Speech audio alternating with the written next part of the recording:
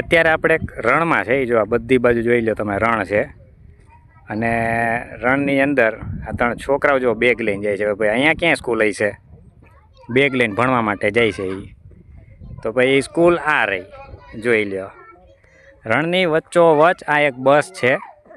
બસ એટલે સામાન્ય બસ નથી, પણ આ એક ભાઈ સ્કૂલ છે અને શાળા કહી શકાય આને. જુઓ, હવે જરાક અંદર તમને દેખાડું કઈ રીતનું હોય છે.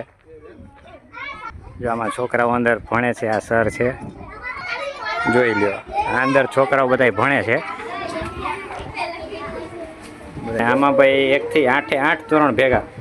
કેટલા ભાઈ બધા ધોરણ ભેગા હોય આમાં? 1 થી 8? બરાબર. ઓકે, હાય કરો બધાય. અરે વાહ, ટાટા.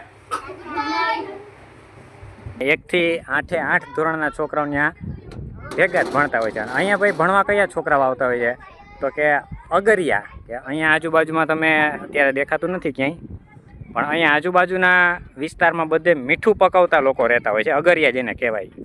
તો એ અગરિયાના બાળકો માટે ભાઈ સ્પેશિયલ સરકારે શાળા બનાવેલી છે. આમાં આજુબાજુના વિસ્તારમાં કહેવાય છે કે અહીંયા 35 થી 40 બસો છે. આખા રણમાં આ રીતે સ્ટેબલ રાખવામાં આવી છે.